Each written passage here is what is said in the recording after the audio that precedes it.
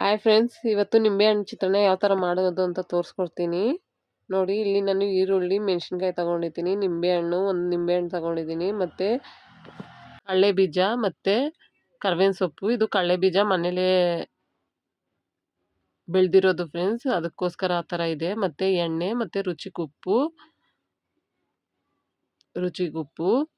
ಇವಾಗ ಯಾವ ಥರ ಮಾಡೋದು ಅಂತ ತೋರಿಸ್ತೀನಿ. Welcome to Bharathi vlogs. Friends, ಈ ವಿಡಿಯೋ ಇಷ್ಟ ಆದಲ್ಲಿ ಲೈಕ್ ಮಾಡಿ, ಶೇರ್ ಮಾಡಿ, ಕಮೆಂಟ್ ಮಾಡಿ. ಮತ್ತು ಜೀರಿಗೆ, ಸಾಸಿವೆ ತಗೊಂಡಿದ್ದೀನಿ.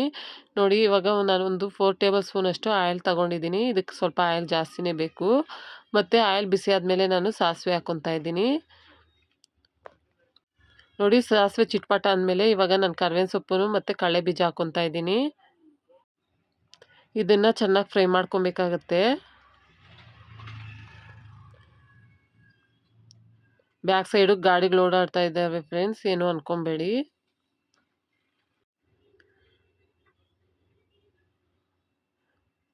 ನೋಡಿ, ಈ ಥರ ಚೆನ್ನಾಗಿ ಫ್ರೈ ಮಾಡ್ಕೊಬೇಕು. ಒಂದು 2 ಮಿನಿಟ್ಸು ಚೆನ್ನಾಗಿ ಫ್ರೈ ಮಾಡ್ಕೊಬೇಕಾಗತ್ತೆ ಮೀಡಿಯಮ್ ಫ್ಲೇಮಲ್ಲಿ ಇಟ್ಕೊಂಡು.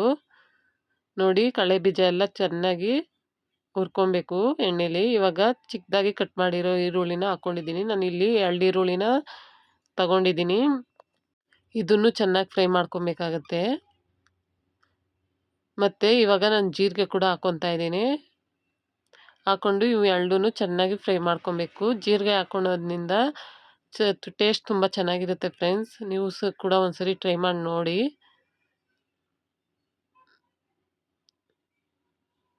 ಇವಾಗ ಮೆಣಸಿನ್ಕಾಯಿ ಕೂಡ ಹಾಕ್ಕೊತೀನಿ.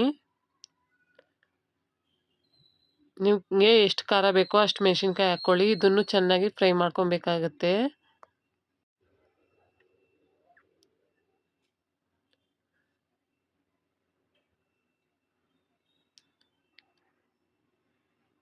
ಇವಾಗ ರುಚಿಗೆ ಬೇಕಷ್ಟು ಉಪ್ಪು ಹಾಕ್ಕೊತೀನಿ.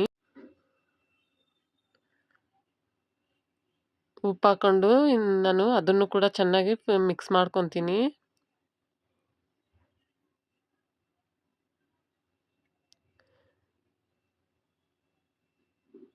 ಮತ್ತು ಅರಿಶಿನ ಪುಡಿ ಅದನ್ನು ಕೂಡ ಹಾಕ್ಕೊಂಡು ಅದನ್ನು ಕೂಡ ಚೆನ್ನಾಗಿ ಫ್ರೈ ಮಾಡ್ಕೊತಾ ಇದ್ದೀನಿ.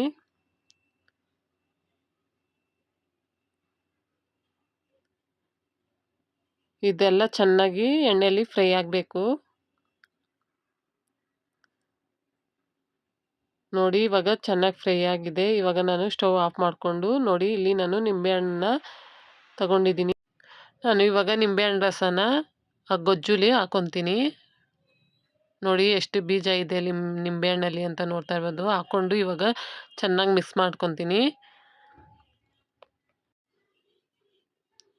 ನೋಡಿ, ನಾನು ಇಲ್ಲಿ ಬಿಸಿ ಬಿಸಿ ಅನ್ನ ಮಾಡ್ಕೊಂಡಿದ್ದೀನಿ. ಇದಕ್ಕೆ ನಾನು ಗೊಜ್ಜು ಹಾಕ್ಕೊಂಡು ಮಿಕ್ಸ್ ಮಾಡ್ಕೊತಾ ಇದ್ದೀನಿ, ನೋಡ್ತಾ ಇರ್ಬೋದು.